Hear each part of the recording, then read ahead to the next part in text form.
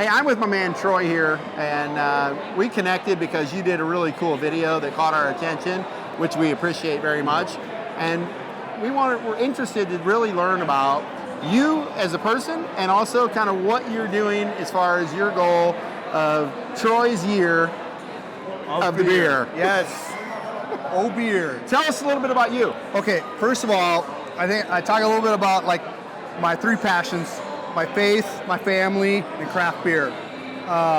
One, I am a Christian. Some people are like, oh, you can't be a Christian and enjoy beer. That's not true. I think you can enjoy something in moderation.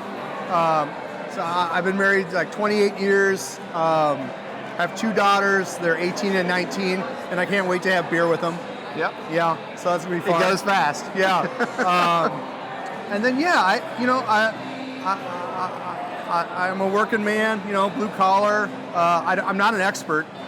I'm not an expert in beer. I know, I've tried a bunch of different beers, and I know what I like. I don't know why I like it. So for me, it's about learning. I think the best way to learn is to get around other people that have been around it and kind of ask questions and kind of get a little deeper into it. Tell me a little bit about the vision. Like when you had this deal, you're like, okay, in 2020, it's the year of Troy's beer. Yeah. What are you trying to accomplish? I think it's a little bit of a midlife crisis for me. I'm coming up on 50. My wife gave me this as a Christmas present. I was like, this is the coolest thing ever. It's like the Griswold Jam of the Month, but it's beer. So the first episode we shot a couple weeks ago, Shakopee Brew Hall, I brought her with, and she ended up being my camera op. And so tonight, my buddy David is on camera. It's just kind of like, I'm going to bring people with me because I don't want to be an idiot drinking alone. My whole thing is I love a good story. I love to hear why they do what they do, and then just to share in that, to have that experience. Yeah. We're very early on in your journey. Yeah. So when it's over, like this year, 2020 is just about in the books, what are you hoping at the end that you've accomplished? Oh, wow, that's a good question. I mean, I think for me, I want to just learn more, and I'm hoping that people that are watching are learning too. And I know, like, there's a lot of information out there, and there's a lot of people that maybe even like speak down to people a little bit, like some of the Facebook groups where it's like people are just ugly. Yeah, it can be. And I'm like, you know what? This should be something that's celebrated and enjoyed with a good friend. And if you're not my friend, I don't have time for you. There's the old saying, some will, some won't, so what next? Nice. Nice. But we talked on the phone, and I knew immediately. I was like, I don't know this. I know this guy because we talked for like a half hour on the phone. Yep.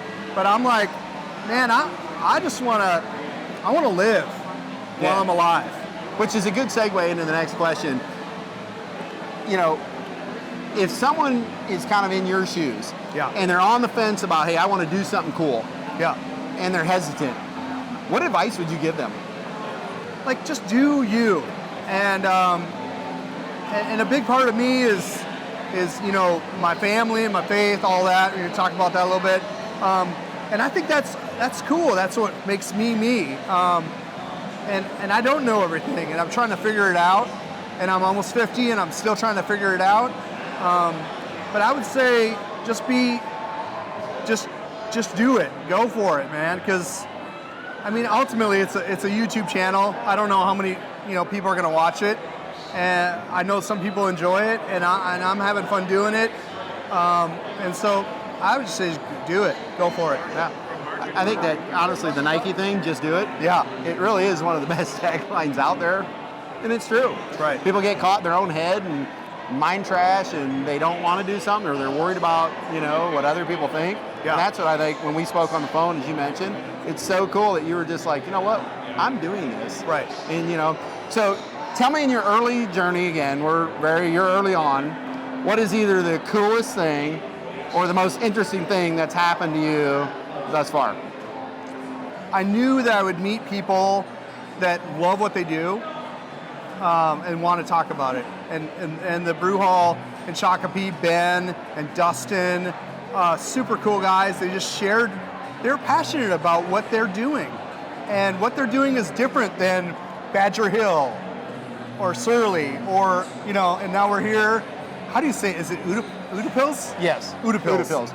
I butchered it literally 3 times, maybe 5. They have it on the can too. It's like Yeah, a pronunciation. They like do, but yeah. I have to tell you, I asked Jordan, the cool guy that runs the place for tonight, and he pronounced it for me. Yeah. So yeah, I had a hard time with it. Udapils. Yeah, Udapils.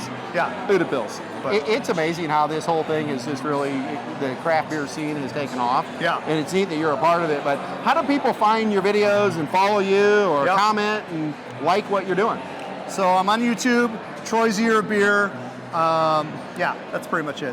All right. And it's Troy's Year of Beer at gmail.com if you want to email me. Well, listen, we love what he's doing. That's why we want to have a conversation. We're having a beer, having a good time. Everybody, check him out.